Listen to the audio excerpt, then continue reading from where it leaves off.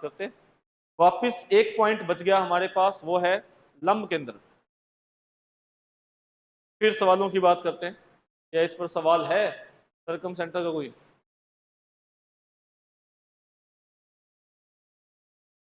बिंदुपथ आ गया, कोई नहीं, बिंदुपथ भी शुरू करेंगे आज ना, आज इसको भी नहीं करते।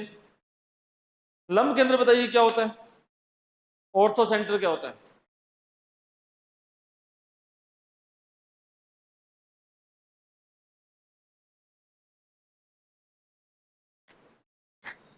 जी हाँ, परिभाषा नहीं, आप जैसे ही समझ आता है वैसे बता दो। परिभाषा तो मैं आपको बता दूंगा, वैसे जरूरत नहीं पड़ेगी, इसमें तो सही बनेगी परिभाषा। क्या होता है लंब के अंदर? शीर्ष से, हाँ, सामने वाली भुजा पर डाला गया लंब क्या कहलाता है? शीर्ष लंब। हाँ, उनका इंटरसेक्शन पॉइंट। 10वीं क्लास तक का ये मैथ है, फॉर्मूला तो मैं एक ही लिखता हूँ, बाकी 10वीं क्लास वाला मैथ है। ठीक है, तो हाँ जी,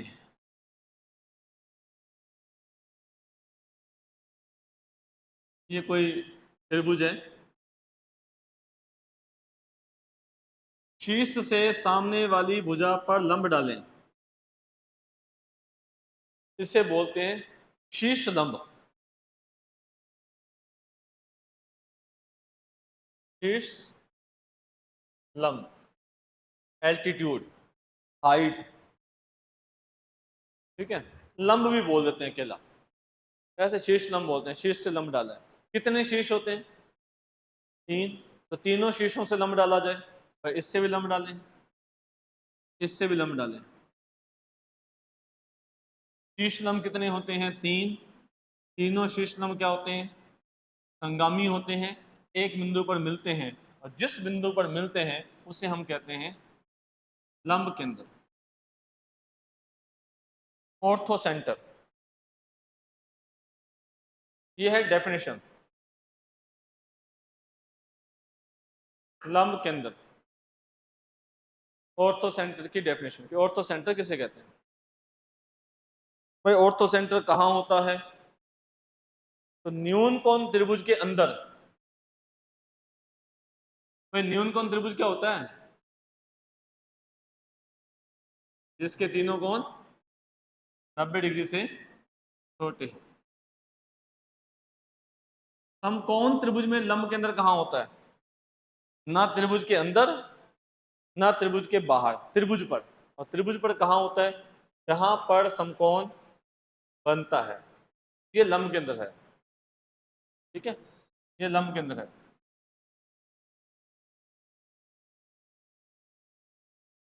तो ये लंब केंद्र क्यों है?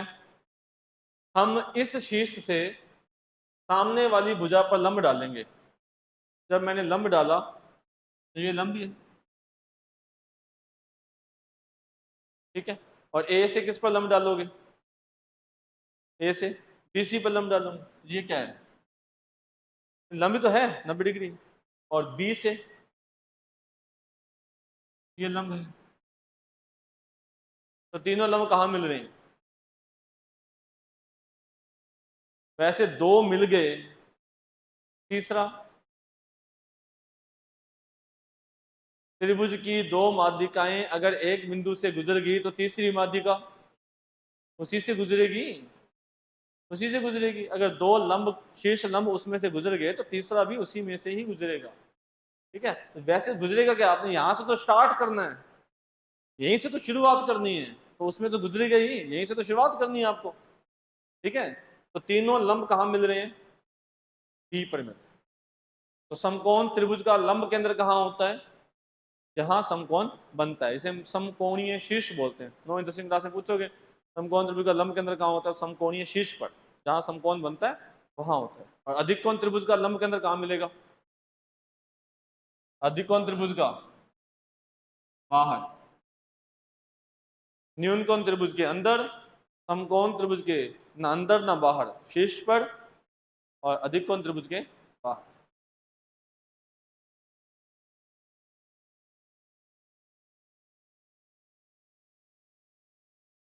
बाहर कैसे बन जाएगा? हमें क्या करना है, शीर्ष से सामने वाली भुजा पर लंब डालना है। तो इससे बीसी पर लंब डालें, तो कैसे लंब डाल दें? तो पहले बीसी को बढ़ाया जाए, ठीक है। ऐसे लंब नहीं डाल सकते हम, लंब का मतलब तो परपेंडिकुलर ही है। तो हम क्या करना पड़ेगा, हमें ऐसे सी से किस पर लंब डालना है, सी से ए बी पर। ए बी पर लंब कैसे डालें? पहले इसको बढ़ाया जाएगा और फिर लंब डाला जाएगा।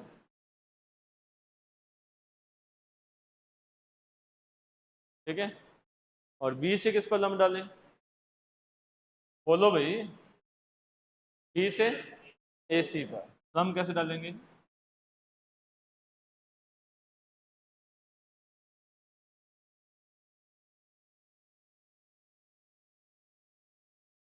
तो वापस वहीं मिल जाता है जाकर। चलो कुछ नहीं। वैसे जब रचना करते थे ना, तो मुझे ध्यान है, तो कोई टीचर्स मुझे कहा करता, जैसे हम सर्कल बना रहे थे तो ऐसे सर्कल बाहर चला गया, फिर हम उसको ऐसे करते थे। तो मुझे, हम सब करते थे, बचपना था, ठीक है। लेकिन जो टीचर्स थे मुझे मिले, जो उन्होंने कहा कि ये होना स्वाभाविक है। वो इसलिए नहीं कि हम बच्चे हैं, वो इसलिए कि जब आप पेंसिल को स्टार्ट करते हैं तब उसकी जो मोटाई होती है, और जब वो आगे चलकर चलती है तो उसकी जो मोटाई होती है वो बदल जाती है। स्वाभाविक है कि ऐसा होना चाहिए, अगर नहीं हो रहा then you are wrong. I surprise, मैं बीएससी कर रहा था फिक्स, तो प्रैक्टिकल्स करते थे, तो खूब अच्छी बॉन्डिंग थी टीचर्स के साथ। हम, आप सबको पता है, मैं तो समय थोड़ा 2007 की बात है भाई, बीएससी तब कर रहा था। आज से 14 कितने साल हो गए, 17 साल हो गए, है ना। 2007 की बात है। तो बीएससी करते थे तब थोड़ा अलग माहौल होता। तो फिजिक्स के लेक्चरर थे, तो बड़ा अच्छा बॉन्डिंग थी। मतलब फिजिक्स मेरा बहुत फेवरेट रहा है, आज में चेंज करना पड़ा, चलो वो बता दी तक कारण कभी।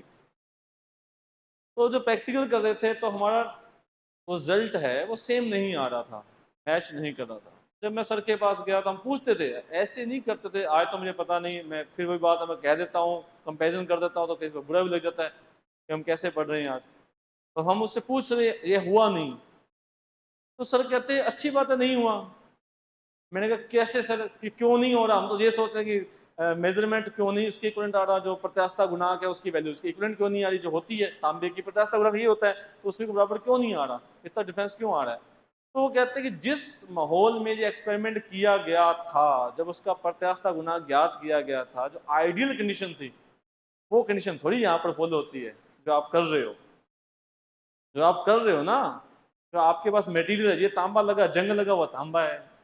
आप जो जो कर रहे हो वो कंडीशन ही नहीं है, एक्चुअली वो कंडीशन ही नहीं है, आना भी नहीं चाहिए। अगर आ रहा है तो आप गलत कर रहे हो। मतलब जो पॉसिबल ही नहीं है, जो एक्सपेरिमेंट किया गया, जिस कंडीशन में किया गया, जो प्योर तांबा लिया गया, प्योर सब कुछ लिया गया, यहाँ तो वो जंग लगा हुआ है और वही पैरोमीटर टाइप होते हैं छोटे, वो सब एक्सपेरिमेंट करते। तो वो कहते हैं होना भी नहीं चाहिए। और ये आपकी, और केमिस्ट्री में तो मुझे पूरा याद है, के पाठक सर थे, पाठक सर कहते थे मुझे, बड़े स्ट्रिक्ट थे बहुत ज़्यादा। वो तो बुक रखते थे, ये जी बुक, और प्रैक्टिस करो, बुक ले लो, देखो बुक, बुक से अगर आपकी हिम्मत है आप बुक से देख कर प्रैक्टिस कर दो। अगर आपने वास्तव में प्रैक्टिस किया हुआ है तो ही बुक का पन्ना खुलेगा, जब बुक का पन्ना ही नहीं खुलता कि कौन से पन्ने पर कौन सा प्रैक्टिकल है। और रखते थे बुक पढ़ी है वहाँ पर, किसी को कोई हेल्प चाहिए हो तो बुक ले सकता है। वो अलग बात है कि जिसको आता है उसको हेल्प चाहिए नहीं होती, और जिसको नहीं चाहिए हेल्प, जिसको आता नहीं है वो बुक के पन्ने खोल ही नहीं पाता। आज से कुछ 4-5 साल पहले भी जब बात चली 10वीं बोर्ड में, सीबीएसई बोर्ड में ये चला था ना कि आप बुक खोल कर पेपर कर पाएंगे, सुना था क्या आपने? कुछ 4-5 साल पहले जिक्र हुआ था कि एक बच्चा 10वीं 12वीं के अंदर बुक खोल के पेपर दे सकता है, ऐसे चर्चा चली थी। अब तो चलो क्या पता उसका, तो उसका वही मतलब है। वो भी ये कहते थे जिसने पढ़ा ही नहीं है उसको बुक का पन्ना ही समझ नहीं आएगा, किस पन्ने पर क्या लिखा हुआ है। जिसने पढ़ा हुआ है वो कुछ भूल सकता है, कम से कम इतना ही ना, कुछ भूल सकता है, लेकिन कम से कम उसे ये तो पता है कि इस चैप्टर के इस पेज पर ये केमिकल रिएक्शन लिखी हुई है, तभी तो वो पन्ना खोल पाएगा, ऐसे कैसे खोल पाएगा? तो वही बात थी। तो मुझे बड़ा सरप्राइज लगा, लेकिन मुझे उन्होंने बात बताई कि अगर आपका ये टच नहीं कर रहा तो डोंट वरी, इट्स पॉसिबल। जब हम पेंसिल यहाँ से लेकर यहाँ तक चलेंगे ना, तो उसकी जो मोटाई है वो चेंज हो जाती है, तो हिलेगी, प्रकार है, हिलेगी, सब कुछ होगा। तो ये बताने वालों पर है और सुनने वाले पर है कि क्या चलता है। तो बात यह है कि न्यूनकोण त्रिभुज का लंब केंद्र त्रिभुज के अंदर है, समकोण त्रिभुज का लंब केंद्र यहाँ पर है, और अधिकोण त्रिभुज का लंब केंद्र त्रिभुज के बाहर है। अब बात यह है कि साहब लंब केंद्र के कोऑर्डिनेट, साहब ये इतनी सारी बातें बता रहे हो, मकसद तो हमारा था केंद्र ज्ञात करना। तो उसके लिए देखें, अगर ये वर्टेक्स हमें पता है तो मेन सवाल हमारा ये है कि साहब लंब केंद्र बताइए। तो लंब केंद्र हम तभी बताएंगे अगर त्रिभुज समकोण है, तो हम लंब केंद्र बता देंगे। और समकोण कैसे पता चलेगा? पाइथागोरस प्रमेय से, अभी तक दूरी सूत्र हमें पता है, उससे हम पता कर लेंगे। दूसरा, लंब केंद्र हम तभी बताएंगे अगर त्रिभुज समबाहु है। समबाहु कैसे पता चलेगा? तीनों दूरियां बराबर हैं तो समबाहु त्रिभुज है, और समबाहु त्रिभुज का लंब केंद्र कौन होता है? जो त्रिभुज का केंद्रक है, और केंद्र क्या होता है? x1 + x2 + x3/3। तीसरा केस, सब दोनों ही नहीं है, सब समकोण त्रिभुज भी नहीं है, सब समबाहु त्रिभुज भी नहीं है, arbitrary any triangle like that, न्यूनकोण त्रिभुज है, अधिक कोण त्रिभुज है। तो आप बताइए कि साहब लंब केंद्र कैसे ज्ञात करेंगे? तब तब हमें फार्मूला शीट पर लिखा हुआ है tan थीटा का यूज करते हुए, लेकिन उसमें तीनों कोण चाहिए और वो कभी दिए नहीं होंगे। तो फार्मूला सिर्फ फार्मूला टिक करने के काम आएगा, कोऑर्डिनेट फाइंड आउट करने के काम नहीं आएगा। वर्किंग क्या है? अगर आर्बिट्री एनी ट्रायंगल है, कोई तीसरा ट्रायंगल है, तो उसकी वर्किंग, जो कि अभी हमें सिर्फ सुननी है, क्योंकि काम नहीं आएगी, काम तब आएगी जब हम रेखा पढ़ चुके होंगे, तब काम आएगी। ठीक है, तो मैं बता देता हूं, मैं उम्मीद करता हूं कि आप सबने थोड़ा बहुत कोई त्रुटि तो ध्यान में होगी। हम इस रेखा का समीकरण ज्ञात करेंगे, और इस रेखा का समीकरण ज्ञात करेंगे, और दोनों रेखाओं का प्रतिच्छेद बिंदु ज्ञात करेंगे। तीन रेखाएं हैं, तीन में से दो ज्ञात कर लो कोई भी, और प्रतिच्छेद बिंदु ज्ञात कर लो। जिक्र आ गया, समझ आ गई बात? अब बात है रेखा का समीकरण कैसे ज्ञात करेंगे। रेखा कौन सी? शीर्ष लंब। तो समीकरण कैसे ज्ञात करेंगे? तो समीकरण ज्ञात करने के लिए हमें दो बातें पता होनी चाहिए, एक बिंदु और एक प्रवणता। क्या बिंदु पता है? ये बिंदु। अब क्या बच गया? इसकी प्रवणता, वो हम वहां पढ़ लेंगे, प्रवणता कैसे ज्ञात करते हैं। इसका समीकरण, तो बिंदु पता है, इसमें से गुजरती है, और क्या चाहिए? इसकी, तो वो हम वहां ज्ञात कर लेंगे, वहां पढ़ेंगे। तो उससे हम दो रेखाओं के समीकरण ज्ञात करेंगे, और उन दोनों रेखाओं का प्रतिच्छेद बिंदु। ये लंब केंद्र ज्ञात करने का तरीका है, यदि त्रिभुज ना तो समकोण है और ना ही समबाहु है। तीसरा फार्मूला भी है, लेकिन फार्मूला नहीं लगाना, फार्मूलों के लिए कोण पता होने चाहिए, कोण हम ज्ञात नहीं करेंगे। वो देकर पूछे, ये तो उसने आज 14 साल तक नहीं पूछा कभी, ये कौन रे, ये शीर्ष रे, लंब केंद्र बताओ, ऐसा कभी नहीं बताओ। ठीक है, ये चारों केंद्र हुए, केंद्रक, अंतः केंद्र, लंब केंद्र, परिकेंद्र, चारों के बारे में ना केवल फार्मूले पता होने चाहिए, बेसिक कंसेप्ट इसलिए पता होना चाहिए कि ये कभी आज नहीं, फिर बीच में यूज होंगे, फिर आप फिर भी अगर वो अंतः केंद्र नहीं पता, परिकेंद्र नहीं पता, तो गड़बड़ है काम। इसलिए सभी पता होने चाहिए हमें, आगे यूज होंगे, सवाल टॉपिक बदलेगा लेकिन यूज होगा सब। एक चीज और जो हमें पता होनी चाहिए, जिस पर सवाल भी एग्जाम में आ चुका है,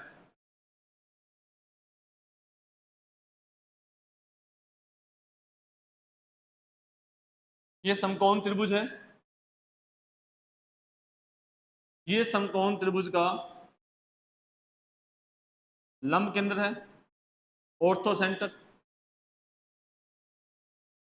ये मध्य बिंदु, ये समकोण त्रिभुज का परिकेंद्र है, सर्कम सेंटर, और शीर्ष को सामने वाली भुजा के मध्य बिंदु से आपने मिलाया, शीर्ष को सामने वाली भुजा के मध्य बिंदु से मिलाया, तो ये माध्यिका है, आया ना?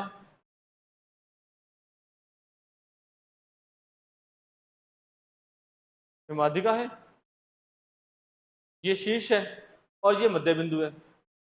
कर्ण का मध्य, परिकेंद्र क्या होता है? कर्ण का मध्य बिंदु, है ना? ये ओ ए इक्वल टू, तो शीर्ष को सामने वाली भुजा के मध्य बिंदु से मिलाया, तो ये माध्यिका भी है। और अगर ये माध्यिका है तो केंद्र कहाँ होता है? केंद्र माध्यिका के ऊपर होता है ना, माध्यिकाओं का प्रतिशत बिंदु। तो केंद्र कहीं यहीं कहीं होगा, ठीक है। और केंद्र क्या करता होता है? माध्यिका को 2:1 में बांटता है। तो समकोण त्रिभुज में जो केंद्रक होगा वो किसको 2:1 में बांटेगा? लंब केंद्र और परिकेंद्र, ठीक है। और ये बात सिर्फ समकोण त्रिभुज में नहीं है, सभी त्रिभुजों में। एक दिन मैंने जिक्र किया था, कोई लास्ट 2 क्लासों में मैंने ऐसे त्रिभुज बनाया था और मैंने कहा था ये, और फिर मैंने एक बात बोली थी कि 3 इसमें से एक ही रेखा पर होता है। किसी को याद है क्या? ऐसे रफ डायग्राम जिक्र चल रहा था कोई, तो मैंने ऐसे डायग्राम बनाया था और मैंने डॉट डॉट बना दिए, केंद्र, अंतः केंद्र, लंब केंद्र, परिकेंद्र। फिर मैंने कहा ये गलत है। ये गलत क्यों है? क्योंकि इसमें से 3 एक रेखा पर होते हैं और एक अलग होता है। 3 कौन से एक रेखा पर होते हैं? किसी भी त्रिभुज में ये एक ही रेखा पर होते हैं। हाँ, वो अलग बात है कि सब आप बात करोगे इसकी, ये कौन सा त्रिभुज है? समद्विबाहु मान लो, चलो एक बार आपको संभव लग गया, ये समद्विबाहु है। सब इसमें क्या होगा? इसमें चारों एक रेखा पर होंगे इसमें, और ये समबाहु, इसमें क्या होगा? चारों एक रेखा पर नहीं होंगे, एक ही होंगे।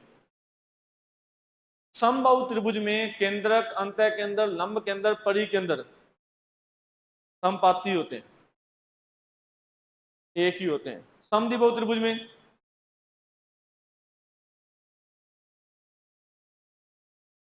है ना, एक ही रेखा पर होते हैं। ज्यादा तो नहीं हो गया आज? अभी तो बहुत छोटा टॉपिक, एक ही टॉपिक चला है आज तो, सिर्फ केंद्र, ठीक है। अच्छा, अब ये देखिए, जब भी ये बात आती है तो हम सोचे सर ऐसा क्यों होता है, तो बड़ा आसानी से थोड़ा सोचा जा सकता है। अगर मैं इसको ऐसे सोचूं, ये देखो, ये थीटा है, ये थीटा है, और ये आपका मध्य बिंदु है,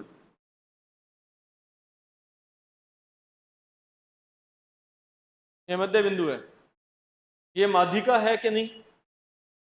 माध्यिका है, तो केंद्रक इसके ऊपर होगा, ठीक है। ये कोण को आधा आधा करता है, तो अंतः केंद्र इसके ऊपर होगा। क्या ये भुजा का लंब समद्विभाजक है? तो परिकेंद्र इसके ऊपर होगा, ठीक है। और कौन सा बच गया? लंब केंद्र। तो ये शीर्ष से सामने भुजा वाली भुजा पर डाला गया लंब है, लंब केंद्र भी यही होगा। तो चारों इसमें चारों एक रेखा पर है, इसमें चारों संपाती है। बाकी किसी त्रिभुज में 3 एक रेखा, किसी भी त्रिभुज, जो न्यून कोण हो, न्यून कोण हो, समकोण, समकोण तो मैंने आपको याद करने के लिए बताया है कि इससे आपको याद रहेगा, केवल ना केवल इतना याद रहेगा कि 3 कौन से बिंदु एक रेखा पर होते हैं।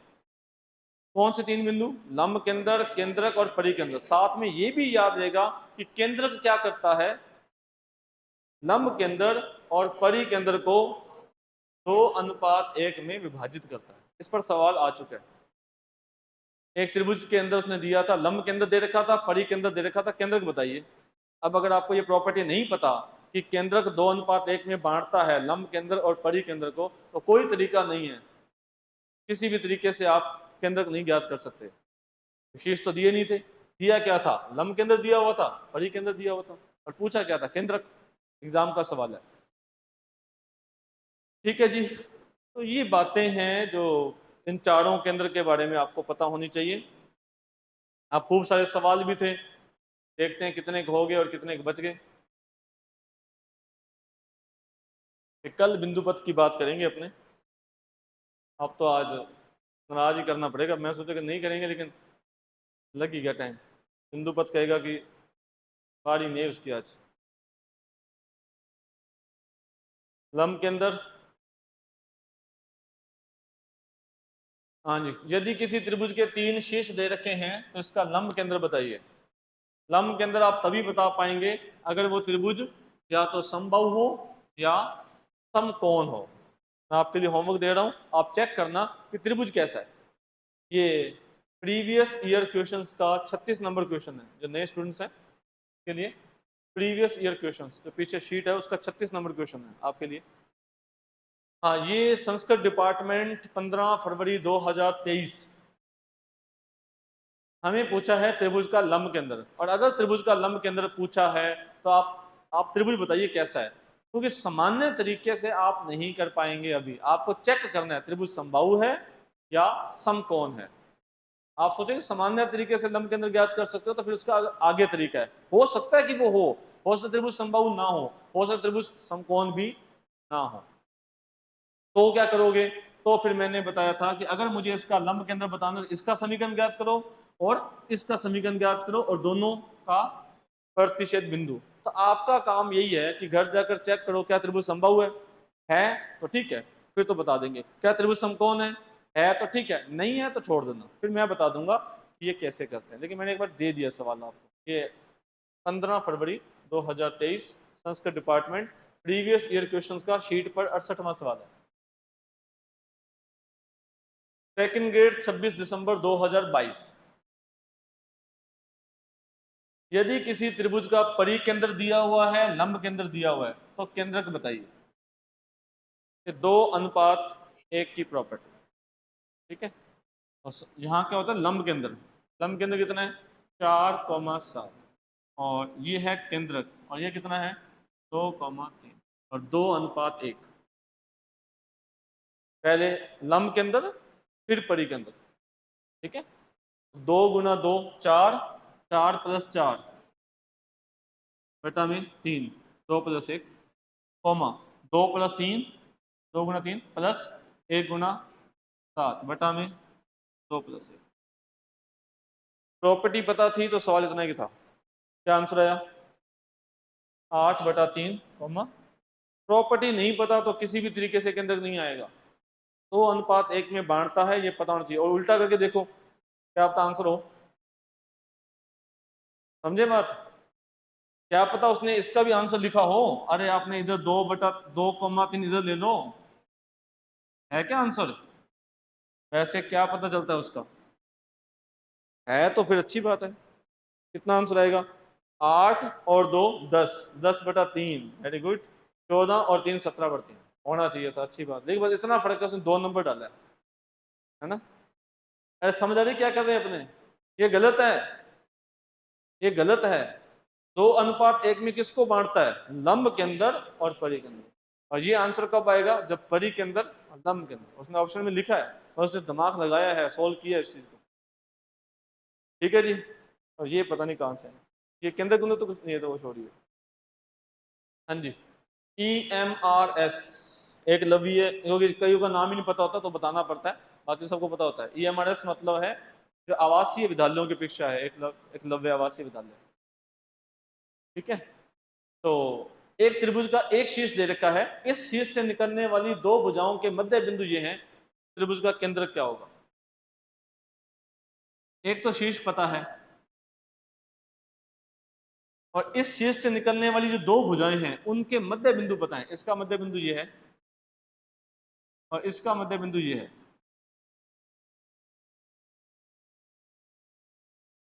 ठीक है। और हमें बताना है त्रिभुज का केंद्र,